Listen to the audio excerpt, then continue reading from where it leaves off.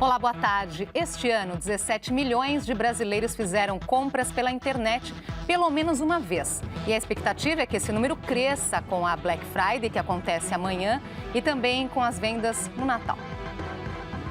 É assim, sentado no sofá, que Maurício vai às compras. De cada 10 produtos que ele adquire, 7 são pela internet. O celular e o relógio de última geração vieram de compras online feitas neste ano. A situação atual do país não mudou o consumo dele na rede virtual. Na verdade, eu passei a pesquisar mais. Eu passei a comparar mais preço, mas não que eu deixei de comprar. O que aconteceu é até que eu comprei mais esse ano do que no último ano. O consumidor brasileiro tem mostrado uma preferência pelo comércio eletrônico. Prova disso é que o resultado do setor no primeiro semestre deste ano, quando comparado ao mesmo período de 2014, é para lá de positivo. O crescimento foi de 16%. Esta empresa de compra e venda de produtos online lucrou ainda mais. Nos primeiros 6 meses de 2015, o faturamento do site foi quase 60% maior do que no ano passado. A página faz a ponte entre o comprador e o vendedor e comercializa itens novos e usados. Entre os mais vendidos nos primeiros 6 meses deste ano estão produtos de esporte, saúde e beleza e roupas, calçados e bolsas. Eu compro tudo, é muito mais fácil. Muitas vezes não dá tempo de ir no shopping, então é mais fácil. É só se programar, porque tem aquele tempo do frete. Então eu acabo me programando 2, 3 dias antes, eu sei que é o tempo que vai demorar para chegar na minha casa. Para conversar sobre os cuidados na hora de comprar pela internet, a gente recebe Stélio Tolda, vice-presidente do Mercado Livre, e também Victor Raical, advogado especialista em direito digital. Participe e mande suas perguntas através do nosso portal de conteúdo ou pela nossa página no Facebook. Os endereços aparecem aí na sua tela. Boa tarde, obrigada pela presença. Boa tarde. Boa tarde. Tentar entender o que está acontecendo, então, né, com as vendas online em meio à crise. Vários números aí mostram retração. E o comércio eletrônico vem aumentando as vendas. A que se deve esse bom desempenho? Pois é, o comércio eletrônico ele existe há menos de 20 anos no Brasil. Ainda é relativamente novo. Nesse período ele já cresceu muito, mas o que a gente identifica é que ele ainda representa uma parcela menor do comércio como um todo, do varejo no país. No caso, no Brasil, ele representa 4%. A gente compara com outros países mais desenvolvidos, esse número chega a 10% ou até mais do que isso. Então, a gente ainda está numa etapa que é nova, que é recente do comércio eletrônico. E o que a gente tem visto é que mais pessoas experimentam, usam, gostam e, portanto, ele vem crescendo. A facilidade de obter informações sobre os produtos e a capacidade de comparar os diferentes preços do mesmo dispositivo, do mesmo equipamento, do mesmo roupa que quer ser adquirida, acaba dando ao consumidor maior capacidade de fazer a melhor escolha. Ele já é orientado quase sempre pelo melhor preço, em seguida ele vem com o melhor produto e depois comparando dos produtos da mesma categoria para ver qual é o melhor negócio. Então, se bater perna na rua demorava um dia, algumas horas, na internet você leva a questão de minutos ou até mesmo segundos, buscando sites especializados que já fazem esse filtro inicial para o consumidor. Então, facilita a vida de quem já tem pouco tempo e aumenta a capacidade dele decidir qual é o melhor negócio para aquele momento, para aquela necessidade dele.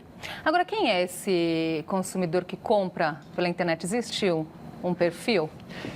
Esse consumidor é a cara do Brasil, eu diria, e cada vez mais é a cara do Brasil, porque no início ainda o acesso era caro, os dispositivos, principalmente o computador, não era um objeto que todos tinham. Hoje, com o celular se tornando cada vez mais barato, o acesso também de dados se tornando mais barato, mais pessoas têm acessado e o que a gente vê, uma representatividade bastante ampla do país. Tendo dito isso, ainda uma parcela menor da população já comprou online. A gente fala de por volta de 62 milhões de pessoas dentro da população, ou seja, ainda é uma parcela menor. Então a gente tem muito por ver ainda crescimento do comércio eletrônico. Agora em questão, né, ainda há muito o que crescer nesse sentido atingindo público, né, pessoas que ainda não fizeram compra pela internet. Não fazem porque existe receio ainda nesse sentido, doutor Victor? Olha, algumas pessoas gostam... Porque até a compra na internet trouxe aí uma outra especialidade no próprio direito, né? Pois é.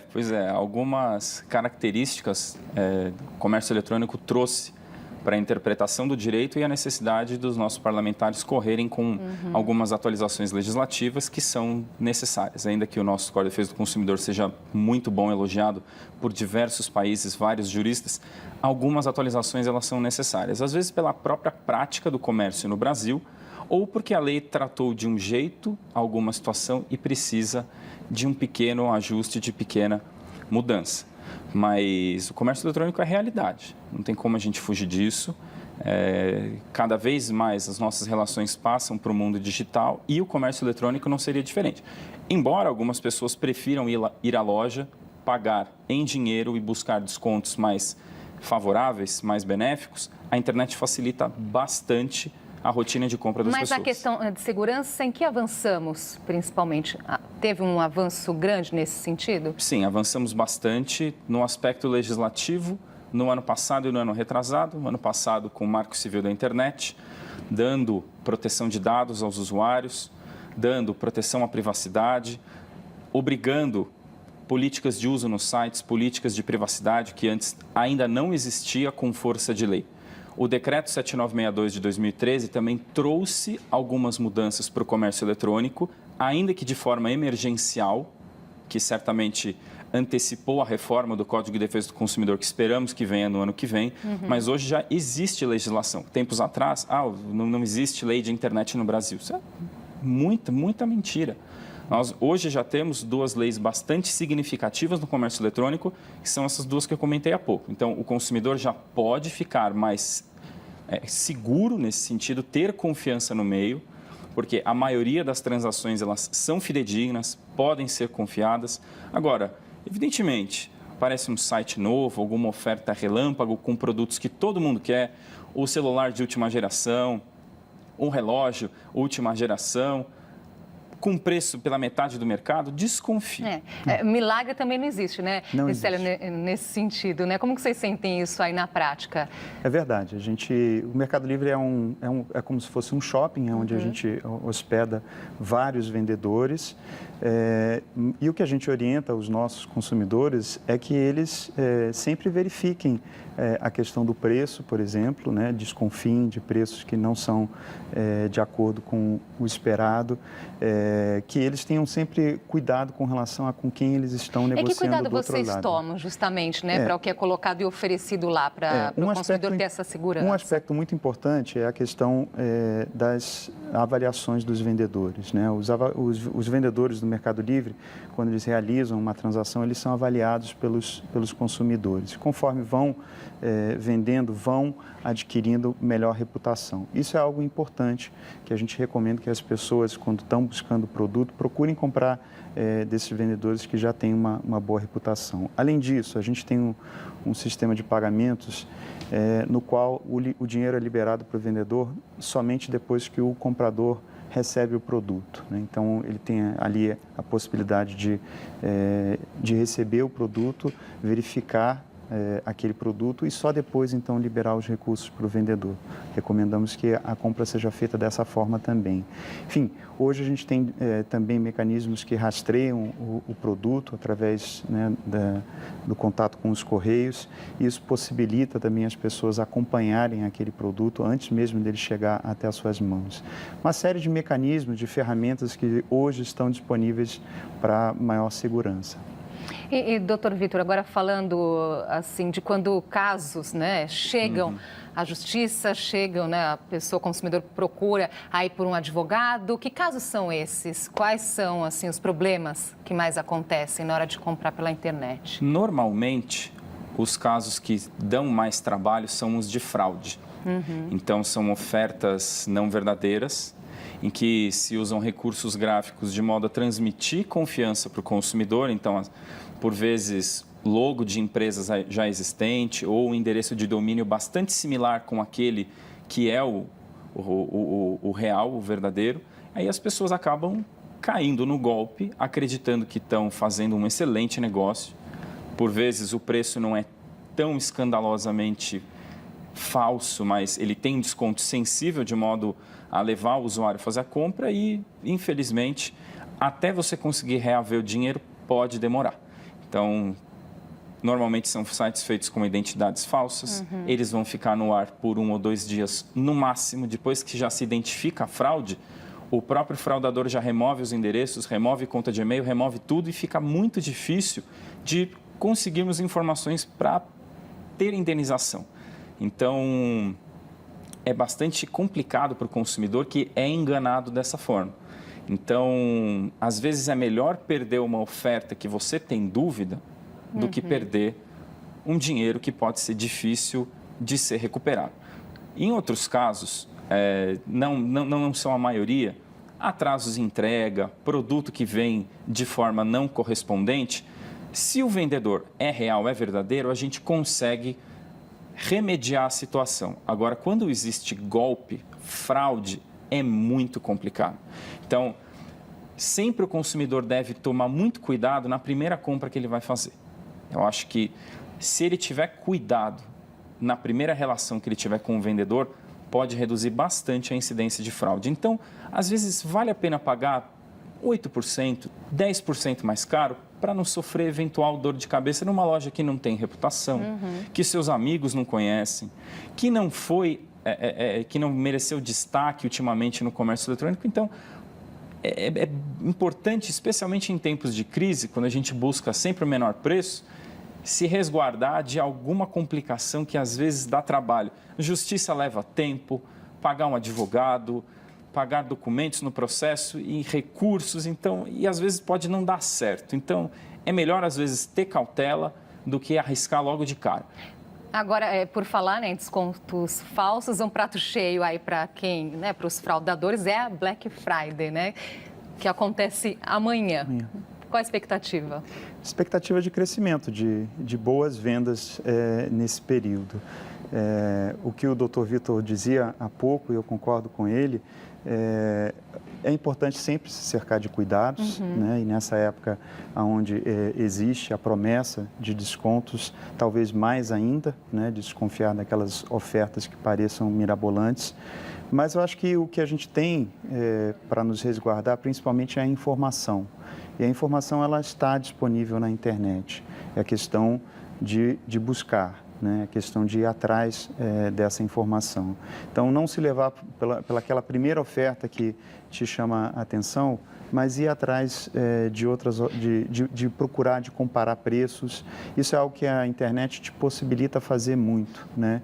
E o que eu tenho visto é isso, que as pessoas estão se habituando a usar também e encontrar, então, caminhos para comprar. Agora, Estela, é possível dar um exemplo aí para o consumidor que quer aproveitar a Black Friday, por exemplo, você que conhece os preços aí de vários produtos, né? O que seria uma roubada aí, por exemplo, no eletrônico? Não sei, algum exemplo aí nesse sentido de uma Black Friday que, olha... Olha, eu acho que o que você tem, primeiro, que olhar, é olhar a média de preço em mais de um site. Então, não apenas um site, mas você tem como saber, se você fizer, né, esse trabalho, o que é o valor real de um produto. Então, digamos, um celular aí de última geração.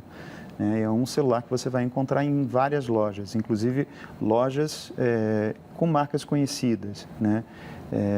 Então, você procurando esse valor em mais de uma loja, você vai ter uma noção do que é o preço médio.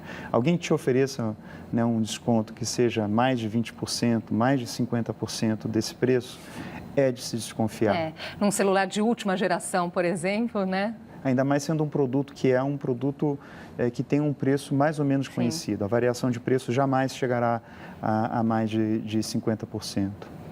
Doutor Vitor, que outras dicas aí para Black Friday? Bom, tomar cuidado com lojas relâmpago. Então, preferir sempre as lojas já tradicionais ou que têm reputação no mercado, do que um site que vai fazer uma oferta especial para essa oferta, especial para esse produto, especial Black Friday.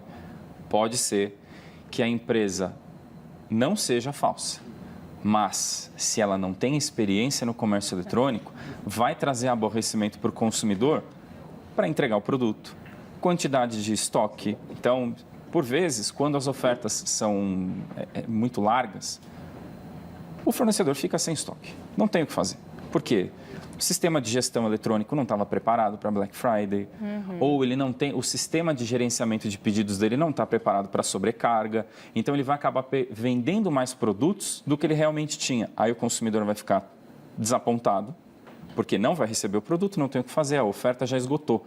Mas até ele conseguir reaver ou o dinheiro já pago, ou até mesmo tentar esperar o produto pelo mesmo fornecedor, já perdeu todo o encanto da compra, o desejo pelo produto, e é capaz que ele vá buscar outro produto até o final do ano, em razão do Natal e da sua própria expectativa, do que aguardar aquele fornecedor, e aí ele acabou de perder grande oportunidade de negócio. Então, ficar atento com as lojas que estão oferecendo esses descontos, buscar a reputação, ver o histórico de preços é fundamental, e ele pode utilizar um recurso adicional, que é buscar o preço em outros países. Hoje ele sabe quanto custa. Então, ele tem noção de que realmente está fazendo um bom negócio ou não. Se está totalmente desproporcional, se, enfim, é uma oportunidade para desovar produtos antigos, ou se realmente é uma oferta que faz sentido e que ele realmente vai fazer um bom negócio. Vou fazer uma pausinha aqui na nossa conversa. Daqui a pouco nós voltamos então com mais dicas. JC Debate volta já.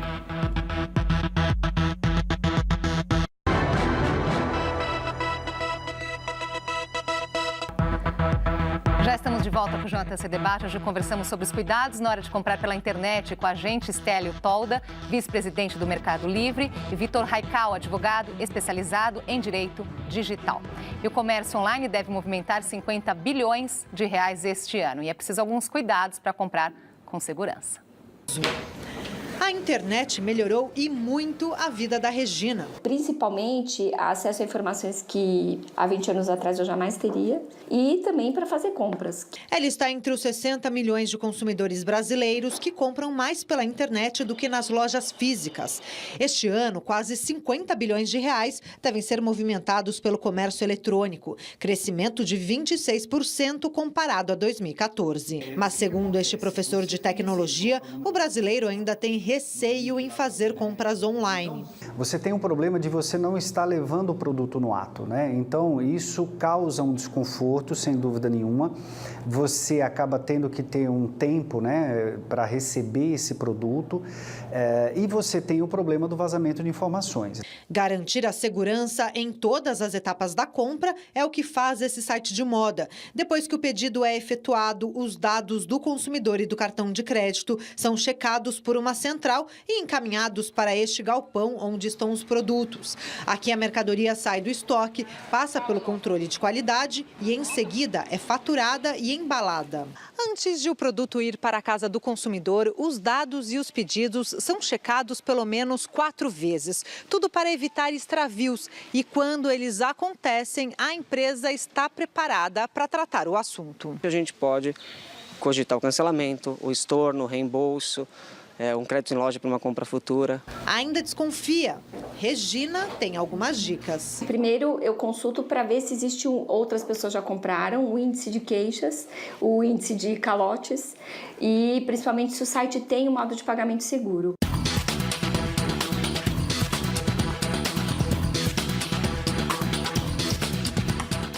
Ainda sobre essa questão da segurança, a Estela estava comentando aqui no intervalo com a gente, tem alguns mitos, né, nesse sentido.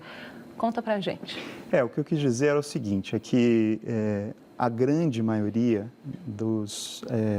das compras online, elas são bem-sucedidas. Não é por outra razão que a gente viu ali quase 50 bilhões de volume que vai ser vendido no comércio eletrônico esse ano, um crescimento de 26%, num cenário econômico de crise no país, né? Então, claramente é um setor que vai muito bem e que tem crescido. E tem crescido porque a maioria das experiências, elas são positivas. A gente está falando aqui de como se prevenir, como evitar que situações ruins aconteçam, mas eu acho que é importante a gente também dar essa mensagem positiva, né? Tomando cuidados, o comércio eletrônico ele é extremamente prazeroso. Ele evita, como o Dr. Vitor dizia, a necessidade de você se deslocar, né, até uma loja, ele possibilita você comparar preços. A gente nem falou falou daquelas pessoas que estão fora dos grandes centros, que para elas é até impossível, inacessível elas chegarem até lojas e o comércio eletrônico, então abriu esse mundo para elas. Então, acho importante a gente só colocar essa mensagem positiva com relação ao comércio eletrônico. Tendo dito isso, acho que a gente tem cuidados que a gente está falando aqui que a gente deve seguir. Vamos aqui para os nossos telespectadores. A Maria José de Araújo Costa, ela diz que já fez várias vezes compras pela internet. Na maioria das vezes nunca teve problemas mesmo e sempre ela procura sites aí de segurança, mas ela conta que uma vez comprou uma passagem e foi feita depois, usaram os dados do cartão para fazer uma outra compra. E ela coloca assim, mas eu tenho certeza que a empresa ali era idônea. Então, o que pode ter acontecido nesse sentido? Ela dá até uma opção, será que o funcionário pode ter usado os dados do cartão? Não sei, isso é recorrente, doutor Vitor? Bom, infelizmente, nós não podemos nos cercar absolutamente de quaisquer riscos que podem acontecer na nossa vida. Então, pode ser um documento esquecido, uma informação que vazou por alguma razão externa ou até mesmo comercializada de forma indevida. Não tem como a gente saber disso. O que a gente consegue é controlar o máximo possível dos nossos dados, das nossas informações. Então, se a consumidora já faz compras online há bastante tempo, já tem cultura de sites conhecidos, com boa reputação, proteção dos seus dados, cartão de crédito, etc., as chances tendem a diminuir. Infelizmente, ela pode ter caído num golpe de N formas de ter acontecido. Então, se por um acaso ela estava com algum software malicioso instalado no computador dela, visitou um site paralelamente que não era seguro, não era confiável, ela pode ter sido alvo de um ataque e ela nem ficou sabendo disso. Então, por mais que o site fosse perfeito, seguro e confiável, existia um aplicativo em segundo plano que abria vulnerabilidades no dispositivo dela. Estou falando só do computador, estou falando do celular também. Muita gente acha que o telefone celular é absolutamente seguro. Cuidado. Agora, algum cuidado assim na forma de pagamento também nesse sentido, de olhar que forma de pagamento os sites aceitam? Tem a forma de pagamento, uma segurança maior? Olha, sim, Andresa, a gente pode ter mais cuidado utilizando o cartão de crédito. Por quê? A gente tem pelo menos 30 dias de segurança. Quando existe pagamento de um boleto, o dinheiro vai diretamente para a conta do beneficiário. É muito difícil a gente desfazer esse negócio, porque a instituição financeira não tem nada a ver com o negócio. Então, a gente vai tentar reclamar o dinheiro de volta por um inquérito policial, alguma ação emergencial na Justiça Civil, mas é muito complicado. A gente só vai conseguir ter esse dinheiro de volta depois que for constatada efetivamente a fraude. Depósito direto em conta, mesma situação. O cartão de crédito, temos prazo para reclamar e contestar a transação e aí a gente pode desfazer a transação que foi realizada. E, em seguida, comunicar a fraude para a administradora do cartão para que ela tome providências, porque aquele canal já pode ter sido alvo de outras fraudes ou até mesmo outros consumidores também terem sofrido. Então, esse tipo de atitude pode ajudar a preservar a segurança no próprio mercado. Tem mais aqui. O Eduardo Nascimento, ele fala da questão dos aplicativos, que ele ouviu dizer que o aplicativo é uma forma mais segura também de fazer compra. Faz diferença? Olha, tem uma questão específica nos sites versus os aplicativos, que sim, o aplicativo agrega um nível de segurança maior. O aplicativo, quando você baixa, você sabe que você está baixando de fato o aplicativo numa loja confiável, digamos no Google Store, no Apple Store, daquela empresa, né? Então você sabe que aquele aplicativo pertence àquela empresa e existe uma segurança maior. A questão de sites, o Dr. Vitor falava sobre isso um pouco antes, muitas vezes eles usam a logomarca de uma empresa, eles têm um endereço que é parecido com o endereço da empresa, mas de fato não é o endereço da empresa e isso consegue ludibriar as pessoas. Existem mecanismos para você verificar se de fato aquele site que você está navegando é o site daquela empresa, por exemplo, aqueles cadeados, né, os HTTPS, os próprios browsers, os navegadores, eles mostram aquele site ali em cima em verde, demonstrando que aquele site de fato é um site confiável. Então existem, no caso dos aplicativos, você tem um nível de segurança maior sim do que os sites diretamente. O Leandro Carlos, ele pergunta em relação aos sites de reclamação e qual é a relação das empresas com esses sites. Por exemplo, vocês fazem uso disso, Vicélio, de saber desses sites de reclamação que reclamam ali, de repente, de um vendedor? Nós temos um canal de atendimento, que é um canal de atendimento que funciona muito bem. E a gente procura tratar todas as situações no próprio canal, nos nossos canais de atendimento. É claro que as pessoas, muitas vezes, quando ela tem alguma situação, elas podem recorrer aos sites de reclamação, eles são uma forma delas conhecerem aí também a reputação de algumas empresas, mas as empresas idôneas, elas têm canais e elas devem ter canais para atenderem os seus consumidores diretamente. O tempo está acabando, um recadinho final aí, então, para as pessoas, alguma coisa que faltou dizer? Cuidado com as ofertas chamadas de mirabolantes, descontos que podem trazer dúvida da idoneidade do produto, da loja. Pesquise, a internet está aberta para todos, vários mecanismos conhecidos e que funcionam muito bem para ajudar o consumidor a determinar o melhor negócio. Se tiver dúvida, pode pagar um pouquinho mais caro para ter segurança, vale a pena. Stélio. Além disso, eu diria, para quem nunca comprou online, cercando de certos cuidados, você tem opções realmente magníficas aí. Então, quem não provou ainda, prove que vai gostar. E fazer avaliação também, né? Que às vezes a pessoa acaba deixando para depois, acaba esquecendo, é importante, né? Porque ajuda os outros consumidores. Ajuda os outros. Traz mais gente. Sem dúvida. Agradeço muito a participação de vocês aqui e até a próxima. Agradeço o convite, Andressa. E o JC Debate fica por aqui. Inscreva-se no nosso canal no YouTube, lá estão todos os nossos programas anteriores. youtube.com.br/jornalismo TV Cultura. Nós voltamos amanhã, 12:30. Uma ótima tarde para você.